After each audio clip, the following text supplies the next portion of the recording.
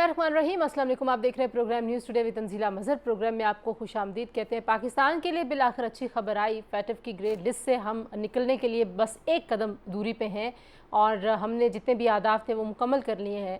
अगरचे ये सवाल मैं अक्सर उठाती हूँ कि ये आदाफ हमें ये इदारे जब देते हैं तो इसके लिए हम काम करते हैं, लेकिन एक रियासत की अपनी विल क्या है वो हमेशा एक क्वेश्चन मार्क रहता है। सियासी अज़म बड़ा अहम है। जब वो तस्दीक के लिए आएंगे उस वक्त तक हमारे क्या हालात होंगे, क्योंकि बड़े बड़े सियासी लीडर्स एक दूसरे के ऊपर मनी लॉन्ड्रिंग के इल्ज़ामात लगाते हैं। पिछली हुकूमत थी जिनकी, उन्होंने आज की हुकूमत के ऊपर बहुत सारे केसेस किए हुए हैं, और आज जिनकी हुकूमत है वो पिछली हुकूमत के हवाले से मनी लॉन्ड्रिंग के बहुत बड़े बड़े स्कैंडल्स की बातें कर रहे हैं कि वो सामने आ रहे हैं। तो जब जो एक डिसीजन मेकर्स हैं, जो पॉलिटिकल एलीट है, जब वो एक दूसरे के ऊपर इस तरह के संगीन इल्ज़ामात लगा रही है जिसकी बुनियाद पे हमें मॉनिटर किया जाता है, जिसकी बुनियाद पे हमें परखा जाता है, तो ये बड़ा बुनियादी सवाल है कि सियासी अज़म क्या है और क्या हम कायम रह पाएंगे। क्या हमारी रियासत, मैं इन्वर्टेड कॉमर्स में भी कह रही हूँ, उसके बगैर भी कह रही हूँ, क्या हमारी रियासत वाकई ये फ़ैसला कर चुकी है कि अब हमारी विल ये है कि हमने किसी किस्म के किसी ग्रोह को अपना असासा नहीं बनाना, हमने किसी ग्रोह को बचाना नहीं है, या ये सिर्फ कुछ अरसे के लिए हम इसमें से निकले हैं और फिर हम कोई ऐसी हरकतें ना करनी शुरू कर दें क्योंकि हम एक ऐसे रीजन में रहते हैं। बहरहाल जी, मईशत के लिए, ख़ारजा पॉलिसी के लिए एक बहुत अच्छा शगुन है। क्रेडिट की एक दौड़ है। कोई कह रहा है कि मेरी वजह से हुआ, कोई कह रहा है कि मेरी वजह, जिसकी भी वजह से हुआ, पाकिस्तान के लिए एक अच्छी खबर आई है। इसके असरात हमें हमारी मईशत में अब नज़र कैसे आएंगे, ट्रांसलेट कैसे किया जाएगा, ये वो दूसरा सवाल है जिसके ऊपर हम आज के प्रोग्राम में बात करेंगे। अदालती निज़ाम के ऊपर बड़ी बहस होती रही है जब से हम ये जो FATF की और एशिया पैसिफिक ग्रुप ने जो हमें अहदाफ दिए थे, तो अदालती निज़ाम में रिफॉर्म्स की बात नारे के तौर पे तो नज़र आती है, लेकिन उस पर कभी भी पेशरफ्त नहीं होती। वहाँ पे भी एक स्टेटस को है, तो उस स्टेटस को कैसे मौजूदा हुकूमत ख़त्म करेगी। इमरान खान साहब की जमात और ISPR हमें कुछ अर्सा, ये जो चंद दिन थे, आमने सामने नज़र आए। इमरान खान अपने मुदाखलत और साजिश वाले बयानिए से एक कदम पीछे नहीं हट रहे और वो बज़िद हैं कि अदालत ही ये फ़ैसला करेगी और DG ISPR के पास ये इख्तियार नहीं है कि वो ये इस तरह के फ़ैसले करें। बहरहाल जी, हुकूमत ने, हिना रब्बानी खर साहिबा जो कि वज़ीर मुमलिकत हैं, उन्होंने रियासत को क्रेडिट दिया है। वो कह रही हैं रियासती इदारों ने बहुत अच्छा किरदार अदा किया है जिसकी वजह से हम FATF से निकल गए हैं। अच्छा शगुन है पाकिस्तान के लिए, लेकिन जो हमारे सियासी झगड़े हैं, जो इंस्टेबिलिटी की तलवार हमारे ऊपर एक लटकती रहती है, वो तलवार और वो ऊँट किसी करवट बैठता है या नहीं बैठता, ये तीसरा सवाल होगा जो हम अपने बहुत ही एमिनेंट पैनल के सामने रखेंगे। जी, पहले प्रोग्राम के हिस्से में हमें ज्वाइन कर रहे हैं कामरान मुर्तज़ा साहब कोयटा से, जो कि रानमा है JUIFA के, हुकूमती तर्जुमानी भी कर रहे हैं। हमारे साथ मौजूद हैं राजा अमराबाद साहब, माहिर कानूनदान हैं, और हमारे साथ मौजूद हैं आमिर गौरी साहब, पाकिस्तान के रिनाउंड जर्नलिस्ट एनालिस्ट। तीनों मेहमानों का शुक्रिया करेंगे जी। और जो आखिरी हमारा सेगमेंट होगा उसमें हमारे साथ मौजूद होंगी पाकिस्तान पीपल्स पार्टी से शाहिदा रहमानी साहिबा और पाकिस्तान तहरीक इंसाफ से मुसर्रत जमशेद चीमा साहिबा, और उनसे हम ये जो क्रेडिट की लड़ाई है कुछ उस पर बात करेंगे। आते हैं अपने पहले सेगमेंट की तरफ, और गुफ्तगू का आगाज़ मैं आमिर गौरी साहब आपसे करना चाहूँगी। सबसे पहले तो क्रेडिट की बात ही कर लें अगर, तो हिना रब्बानी ने तो कह दिया कि 4 साल रियासत ने बड़ा अहम किरदार अदा किया है। यू थिंक के credit goes to Imran Khan और उनकी टीम को जाता है ये क्रेडिट, अगर लेना चाहें तो? इस वजह से कि देखें जो हमारी हिस्ट्री है FATF के साथ, वो कोई नई तो नहीं है। 14 साल की हिस्ट्री है। 2008 में पाकिस्तान जो है वो FATF में गया था, फिर उन्होंने कुछ कोशिशें की, फिर ये बाहर निकला, फिर दोबारा गया, फिर बाहर। तो जिस तरह आप अपने इंट्रोडक्शन में ये कह रही थी कि देखें अभी तो आप खुशी के करीब आए हैं। अभी उन्होंने ये कहा है कि हमने ये फ़ैसला कर लिया कि आपकी जो 34 कंडीशंस थी, आपने वो 34 में से 34 पूरी कर ली हैं। ओवरऑल कंडीशन जो है वो लोगों को, आपके जो देखने वाले को बताते जाएँ कि 40+9 है। तो पाकिस्तान के ऊपर तो सिर्फ 34 अप्लाई हो रही थी। आपको याद होगा पाकिस्तान काफ़ी अरसे से ही कहता रहा, क्योंकि ये 2 लिस्टें हैं, एक जो है वो एंटी मनी लॉन्ड्रिंग की है और दूसरी है जो टेररिज्म को रोकने के लिए जो कॉम्बैट करने की आपकी कोशिश है। तो उसमें पाकिस्तान ये कहता रहा कि जी जो 27 हैं उसमें से हमने 26 मान लिए हैं, जो 9 हैं उसमें से 8 मान लिए हैं। तो सवाल हम ये पूछते थे कि भाईजान वो एक कौन सी शर्त रह गई है जो आप मान नहीं सक रहे, और बार बार जो है आप 3-3 महीने के बाद आपका बाकायदा वहाँ पे दोबारा से सर्जरी होती है आपकी, आप दुनिया के सामने पेश होते हैं, फिर अपना केस पेश करते हैं। तो वो कौन सा एक केस है, और वो केस फाइनली सॉल्व हुआ है हाफिज सईद के अप्रैल में हाफिज सईद के मामले में। और हम ये बहुत पहले से बता रहे थे इनसे, अगर फ़र्ज़ की हमारी बात होती थी FATF के लोगों से पेरिस के अंदर, या जो बाकी अदारे हैं, जो फाइनेंशियल अदारे हैं, ये वर्ल्ड बैंक है, IMF है, या OECD है, जो सारे मिल के ब्रेटन वुड इंस्टीट्यूशन जो ये फैसला करते हैं कि किसी मुल्क को पैसे देने या नहीं देने, किसी दूसरे मुल्क को इजाज़त देनी है कि नहीं देनी, कि किसी मुल्क के साथ बिजनेस करें या ना करें, तो वो कौन सी शर्त है। तो अब आहिस्ता आहिस्ता अगर फ़र्ज़ किया ये क्रेडिट लेना चाहते हैं इमरान खान, तो वो ले लें। लेकिन सवाल ये है कि देखें, इसके अंदर बहुत सारे अदारे जो हैं उन्होंने अपना काम सीधा किया है। उसमें कस्टम्स भी है, उसमें FBR भी है, उसमें स्टेट बैंक भी है, उसमें मतलब जितने वो अदारे जो पैसों की तरसील है पाकिस्तान के अंदर, पाकिस्तान से बाहर, और फिर साथ साथ वो मतलब बहुत सी नॉन प्रॉफिट ऑर्गेनाइजेशन जो इस मुल्क में करोड़ों पैसे इकट्ठे करती हैं, लेकिन उनका हिसाब किताब हुकूमत के पास नहीं है कि वो खर्च कहाँ से करती हैं, कौन देता है उनको पैसे। और फिर जो 9/11 के बाद आपको पता है जो दूसरी लिस्ट है, ये मतलब एक नई लिस्ट थी कि टेररिज्म जो है उसको किस तरह रोका जाए, और वो लोग देख रहे थे ना पैसे कहाँ से आ रहे हैं पाकिस्तान को। तो अगर तो देखा जाए कि इमरान खान साहब लेना चाहते हैं, दूसरी हुकूमत चुप बैठी हुई है, हिना रब्बानी खर ने कहा है कि रियासत का, तो बिल्कुल। और देखें ना, सबसे बड़ा क्रेडिट लेने की कोशिश किसने की है, वो पाकिस्तान के फ़ौज के अदारे ने की है, ठीक है ना। वो ये कह रहे हैं कि हमने एक कोर सेल बनाया था, उसमें ये किया वो किया। फाइनली उनको पता लगा कि हमारे दरवाजे के ऊपर जो एक बड़ा इतना बड़ा भेड़िया बैठा हुआ है, उसको हटाने के लिए ज़रूरत है कि अपना अपना जो हम हाउस है इसको इन ऑर्डर लेके आए। और वो उसमें तो भाई अस्करी अदारे भी हैं, ये सियासी अदारे भी हैं। एंड फाइनली अब सबसे बड़ा जो टेस्ट है वो इन 3 महीनों में जब ऑन साइट होगी, अब वो आके लोग देखेंगे कि हमारे बैंक्स कैसे काम कर रहे हैं, हमारे बाकी फाइनेंशियल इंस्टीट्यूशंस कैसे काम कर रहे हैं, और पैसा आ जा तो नहीं रहा ऐसा पैसा जो कि मशकूक पैसा हो, तो फिर वो कर देंगे। आपने मशकूक पैसे की बात की है राजा साहब, जो मैंने अपने इब्तिदाइये में भी कहा कि आप इतने बड़े बड़े मनी लॉन्ड्रिंग के इल्ज़ामात एक दूसरे के ऊपर लगा देते हैं, और ये एक फैशन है कि आप बड़ा बड़ा इल्ज़ाम लगा दें फिर आप साबित ना करें।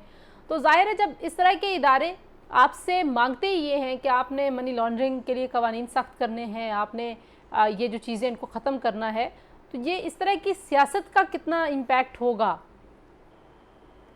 देखिए, इसमें बड़े अहम पहलू ये है, एक तो अभी जैसे बात हो रही थी कि इसमें अदारे काफी क्रेडिट ले रहे हैं, तो ये अदारे हमेशा से कहते आए हैं कि जी हम तो हुकूमत का हिस्सा हैं, हम तो जो भी हुकूमत की सरबराह है, चीफ एग्जीक्यूटिव है, उसके अंडर काम करते हैं, उसकी डायरेक्शंस पे काम करते हैं। तो अल्टीमेटली जो क्रेडिट जाता है वो गवर्नमेंट को जाएगा, क्योंकि FBR कोई ऐसा इदारा नहीं कि जो गवर्नमेंट का हिस्सा नहीं, या आर्मी कोई ऐसा इदारा नहीं कि जो गवर्नमेंट का ज़ैली इदारा नहीं, या पोस्ट ऑफिस में काफी इश्यूज थे, वो कोई ऐसा इदारा नहीं जो हुकूमत का हिस्सा नहीं। तो अल्टीमेटली जो हुकूमत की मॉनिटरिंग होती है, जो हमाद अजहर साहब ने इसमें एफर्ट्स हमें नजर आई कि वहाँ आपको कोई इनके नुमाइंदे बैठे हुए नजर नहीं आ रहे थे, डायलॉग होती थी, जब मीटिंग्स होती थी, तो ऑब्वियसली मुल्क को, स्टेट को रिप्रेजेंट किया जाता था हुकूमत की तरफ से। तो जहां तक क्रेडिट की बात आ रही है, तो जो एक जेन्युइन और एक रीजनेबल क्रेडिट जाता है, although it's a team work, लेकिन वो जो एफर्ट और सिंसेरिटी है वो हमें नजर आई 2 चीजों में। क्योंकि अगर तो बात हो रही है कानून साजी की, कानून साजी तो अदारे नहीं करते, कानून साजी तो पार्लियामेंट करती है, एंटी मनी लॉन्ड्रिंग के लॉज हैं, दूसरे लॉज हैं, ये तमाम के तमाम पार्लियामेंट से ओरिजिनेट होते हैं और पार्लियामेंट इसको अप्रूव करती है। अब बात आ गई एंटी मनी लॉन्ड्रिंग की, आपने कहा कि जी हमारे यहाँ पॉलिटिकल बड़ी एक्विजिशन हो जाती हैं, एक दूसरे के खिलाफ इल्जाम लगते हैं, लेकिन वो अदारे जो होते हैं वो एक्विजिशन से ज्यादा स्टेट बैंक के रिकॉर्ड चेक करते हैं। वो जो स्टेट बैंक की सस्पिशन ट्रांजैक्शंस की रिपोर्ट होती है, STR, उसको चेक करते हैं, वो बैंकिंग का रिकॉर्ड चेक करते हैं, वो मकसूद चपरासी का रिकॉर्ड चेक करते हैं कि जिसमें वो देखते हैं कि वाकई ही 4 अरब रुपए आ रहे हैं, और वो ये देखते हैं कि एक शख्स अगर इंग्लैंड गए ही नहीं और उसके पास पासपोर्ट भी नहीं है और उसके अमाउंट में अगर यहाँ से अकाउंट में पैसे आ रहे हैं, तो दे गो बाय दीज फिगर्स, नॉट कि जी शेख रशीद ने क्या कह दिया या उधर से एहसन इकबाल ने क्या कह दिया, ये फर्क नहीं पड़ता। लेकिन खुशाइन बात ये है कि अल्टीमेटली हम उसमें से निकल गए। अभी जैसे आमिर गौरी ने बात की कि वो आके ग्राउंड चेक करेंगे, और ग्राउंड चेक में वो ये देखेंगे क्या पैसा फिर तो तरसील नहीं हो रहा। तो एक अहम शिक उसमें ये भी थी, ग्राउंड चेक में वो ये देखेंगे कि आपने जो मनी लॉन्ड्रिंग के केसेस बनाए हैं, ये पहले भी बात हुई थी वहां पे पेरिस में कि जनाब आपके केसेस तो बनते हैं, लेकिन अल्टीमेटली कन्विक्शंस का हमें बताइए। आपकी अदालतें क्या कोई सजाएं भी देती हैं? अगर अरबों रुपए की ट्रांजेक्शन हैं, न सिर्फ ट्रांजेक्शन हैं, उनके पास बैरून मुल्क आप तो क्योंकि खुद अदालती निजाम को राजा साहब ज्यादा बेहतर जानते हैं, लेकिन वो अदम शवाहिद की बुनियाद पे ही तो कन्विक्शन नहीं होती ना। तो अदम शवाहिद की बुनियाद पे जब आप अदालतों में जाते हैं तो वो कहते हैं प्रोसिक्यूशन वीक थी, वो कहते हैं इन्वेस्टिगेशन वीक थी।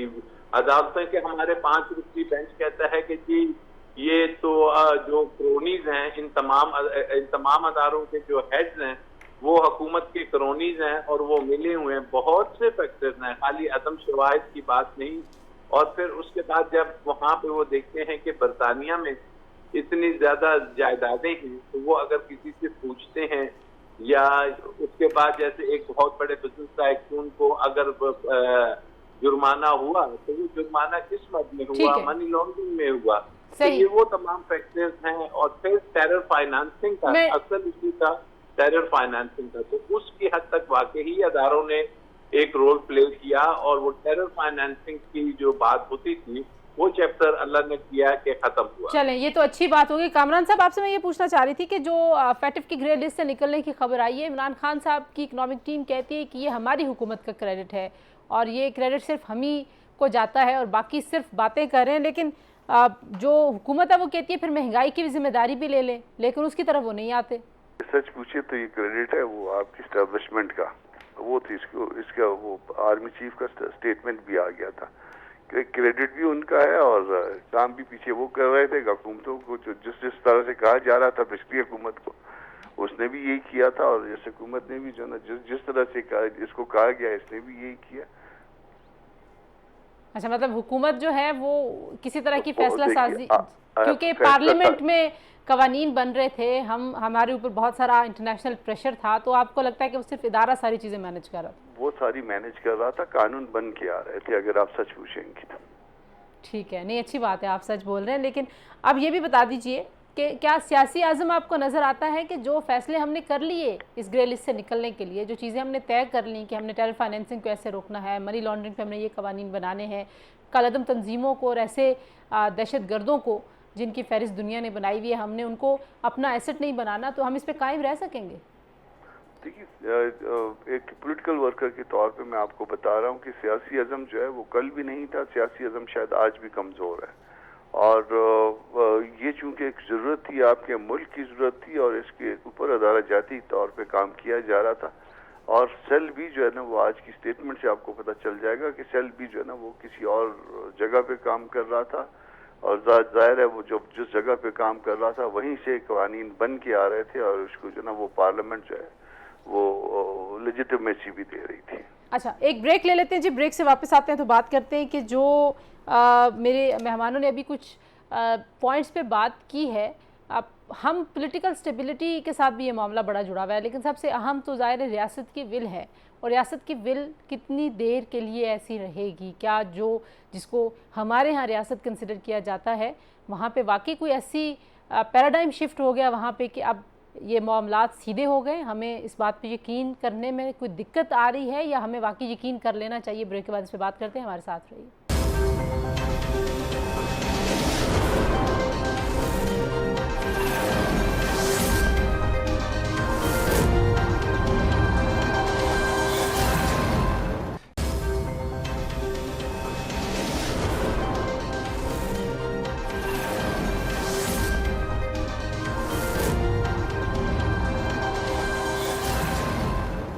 जी, प्रोग्राम में एक बार फिर आपको खुशामदीद कहते हैं। आमिर गौरी साहब, आपने बात सुनी, कामरान मुर्तज़ा साहब कह रहे हैं कि सच्ची बात तो ये कि जिन्होंने काम किया उन्हीं का क्रेडिट है, और हुकूमत को जो कहा जा रहा था बस वो कर रही थी, और सियासी जो पॉलिटिकल विल है उसके ऊपर वो जो बात करे वो काफ़ी परेशान कुन है।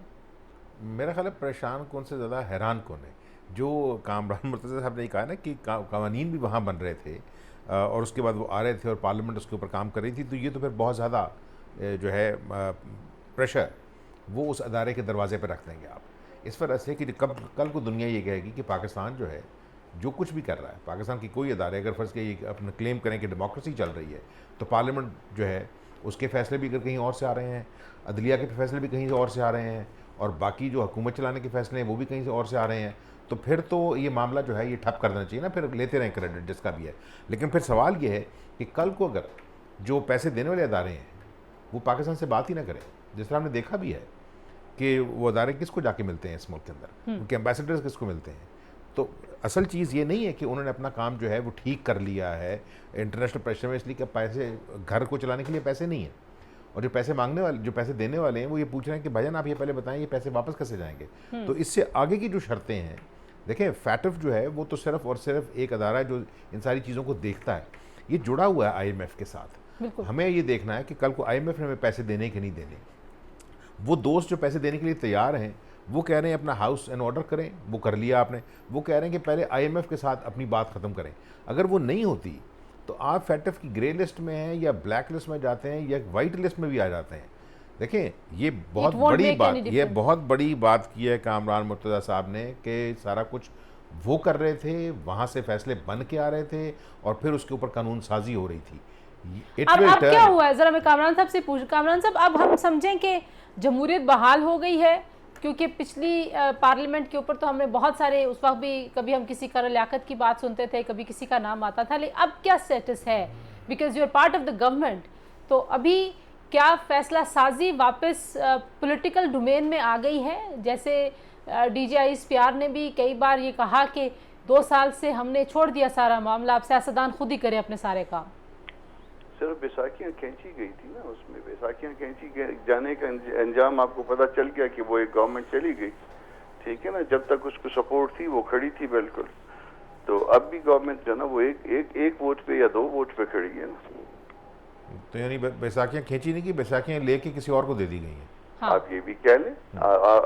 देखिए ना, मैं जो कि सिताद का हिस्सा हूँ इस वक्त, इतना तो कंसीड कर रहा हूँ ना, तो अगर आप ये कहेंगे तो इसमें भी जो है ना ये कोई मुजायका नहीं होगा पाकिस्तान जैसे निज़ाम में। आप खुद कह रहे हैं, आप ये कह रहे हैं कि जो एम्बेसडर आता है, जो मिनिस्टर आता है, वो मिलने के लिए किसके पास जाता है? कभी उसने कोई ज्यादा ख्वाहिश की कि प्राइम मिनिस्टर से मिले? प्राइम मिनिस्टर से अगर मिलता भी होगा तो वो तो एक ऐसे ही सिंबॉलिक होगा ना। नहीं तो अब ये वापस चीजें हाउस इन ऑर्डर की बात की आमिर गौरी साहब ने, तो हाउस इन ऑर्डर तो ऐसे ही होगा ना कि जिन इदारों का जो काम है असल में वही कर रहे हूँ। यही हमारा मुतालबा है असल में कि हाउस इन ऑर्डर किया जाए, दस्तूर के मुताबिक किया जाए। दस्तूर के मुताबिक जब तक मामलात को नहीं किया जाएगा, इख्तियार सिर्फ नहीं चाहिए, इख्तियार भी चाहिए, और इख्तियार को भी वो ग्रीन बुक के मुताबिक किया जाए। जब तक ये नहीं किया जाएगा उस वक्त तक ये मामला चलते रहेंगे।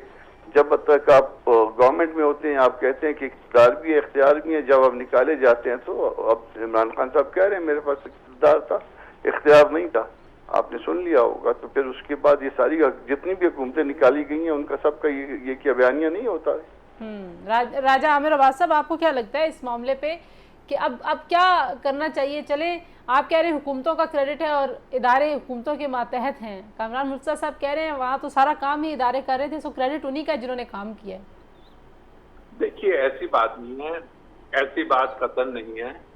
बात यह है कि अदारे बिल्कुल हुकूमत के नीचे होते हैं और वजीर आजम टू वजीर आजम डिफरेंस आपको यकीनी तौर पे नजर आया होगा कि एक तरफ आपको यूनाइटेड नेशन में कश्मीर की बात करता हुआ वजीर आजम नजर आया, एक तरफ आपको वजीर आजम नजर आया जो इस्लामोफोबिया की बात करके दुनिया में 15 मार्च की एक डेट अनाउंस करवा रहा है, एक तरफ आपको वजीर आजम नजर आया जिसने बड़ा ब्लेंटेंटली कहा एब्सोल्युटली नॉट, एक तरफ आपको वजीर आजम नजर आया कि जिसने पुतिन से और टर्की से और ईरान से और चाइना से रवाबित बढ़ाए, एक तरफ आपको वजीर आजम नजर आए कि जो मौजूदा हुकूमत है आपकी जब जाते हैं इंटरनेशनल मार्केट में तो वो आपकी मौजूदा क़यादत पे और पॉलिटिकल सिस्टम पे एतमाद नहीं करते। वो कहते हैं कि जी हमें इसके पे एतमाद नहीं है, आप जाइए IMF से बात करें। आपके दोस्त ममालिक आपने खुद कहा है कि जी हमें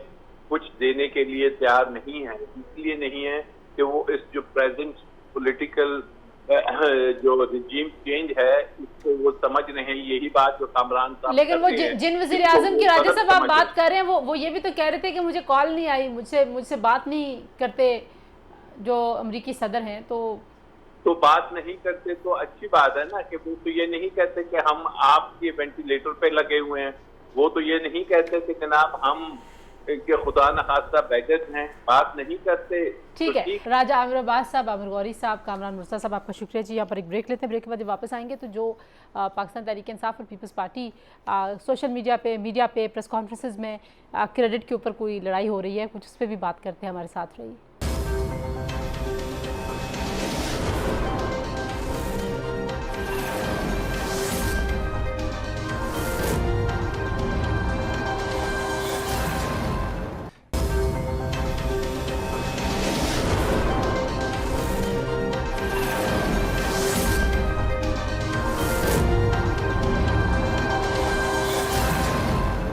जी, प्रोग्राम में एक बार फिर आपको खुशामदीद कहते हैं जी। और हमारे साथ मौजूद हैं पाकिस्तान तहरीक इंसाफ से मुसर्रत जमशेद चीमा साहिबा, और हमारे साथ मौजूद हैं शाहिदा रहमानी पाकिस्तान पीपल्स पार्टी से। हमने देखा कि बहुत ज़्यादा जो बहस है वो हो रही है क्रेडिट पे, और फिर इमरान खान साहब ने कल एक एहतजाज की कॉल भी दी हुई है महंगाई पे, तो कुछ इस हवाले से बात करेंगे। मुसर्रत, जो ये मामला है पाकिस्तान के लिस्ट से निकल गया है फैटिफ की, और ज़ाहिर है एक बड़ी अहम डेवलपमेंट है, लेकिन हम देख रहे हैं कि पाकिस्तान पीपल्स पार्टी, हुकूमत और पाकिस्तान तहरीक इंसाफ के लोग आपस में बहुत इस बात पे खींचातानी कर रहे हैं। मुसर्रत, जो पाकिस्तान तहरीक इंसाफ का मौक़िफ़ है वो ये है कि हमारी वजह से ये हुआ है, अच्छी बात है अगर आपकी वजह से भी हुआ है, लेकिन फिर उसका काउंटर आर्गूमेंट है कि फिर महंगाई और जो बाकी चीज़ें हो रही हैं वो भी तो फिर आपकी वजह से ही हुई हैं। नहीं तंजीला, ऐसे नहीं है। इसको आप इस तरह से देखें कि PMLN के दौर में फैटफ के अंदर हम लोग ग्रे लिस्ट में गए थे, लेकिन पाकिस्तान ग्रे लिस्ट में गया है इनके दौर में, और हमने बड़ी पैदर पे मुसलसल 3.5 साल एफर्ट्स के बाद अल्हम्दुलिल्लाह, वो किसी भी आप इकोनॉमिस्ट से, आप जो न्यूट्रल इंटरनेशनल इकोनॉमिस्ट के भी आपको पता है कि ट्वीट्स आ गए हैं, और उन्होंने जो इंटरनेशनल जरीदे हैं उन्होंने भी बता दिया कि किन की वजह से गया है। और दूसरी बात जो सबसे इम्पोर्टेंट चीज़ है, जो समझने वाली बात है, महंगाई के बहरहाल जिम्मेदार यही है। उसकी वजह यह है कि जिस वक्त हम गए हैं इकोनॉमी के तमाम इशारे बेहतरी की तरफ से, 2-3 चीजें हैं जो मैं रिलेट करूंगी और आपको समझ आ जाएगी कि ऐसा हुआ क्यों। इनफैक्ट पाकिस्तान की इकोनॉमी, जो मईशत, बड़ी देर के बाद हम सस्टेनेबल डेवलपमेंट की तरफ अभी जा ही रहे थे, और उसके बाद हमेशा याद रखो कि इकोनॉमी का डायरेक्ट लिंक होता है किसी भी मुल्क की स्टेबिलिटी के साथ। पाकिस्तान के अंदर जब पॉलिटिकल इंस्टेबिलिटी आई, जो कि वाज़ेह था कि अगर किसी किस्म का कोई तजर्बा किया गया तो वो उसकी डायरेक्ट हिट आएगी इकोनॉमी के ऊपर, मार्केट के ऊपर। इसको इस तरह से देखें। दूसरी जो इम्पोर्टेंट चीज है, देखें हम बड़ी मुश्किल से, बड़ी एफर्ट करके, हमारा जो, अगर आप पिछली जो स्टेटमेंट्स निकालें हमारे प्राइम मिनिस्टर की उस वक्त, और शौकत तरीन साहब की एंड हमाद की, और हमारी पूरी जो इकोनॉमी की जो टीम थी, कि हम लोग तो ऑल्टरनेटिव्स पे जा रहे थे। हमारा ये टारगेट था कि इस साल हमने फेटफ को गुड बाय कह देना था, IMF को गुड बाय कह देना। अच्छा, जरा एक मिनट यहाँ पे जरा ठहरे, मैं जरा शायदा मैं आपको बता दूं, मैं वजह मुझे अलाउ करे तो। नहीं, मैं वजह पे वापस आती हूँ, लेकिन जो आपका बुनियादी कमेंट है शायदा, वो कह रही हैं कि क्रेडिट तो जाहिर है पाकिस्तान तहरीक इंसाफ की हुकूमत को जाता है, और न्यूट्रल लोग भी ये समझते हैं कि क्रेडिट इमरान खान की हुकूमत का है। पाकिस्तान पीपल्स पार्टी के ज़ाहिर है वज़ीर ख़ारजा हैं, वज़ीर मुमलिकत आपकी, वो भी पीपल्स पार्टी से हैं, तो आप लोग देंगे इनको क्रेडिट?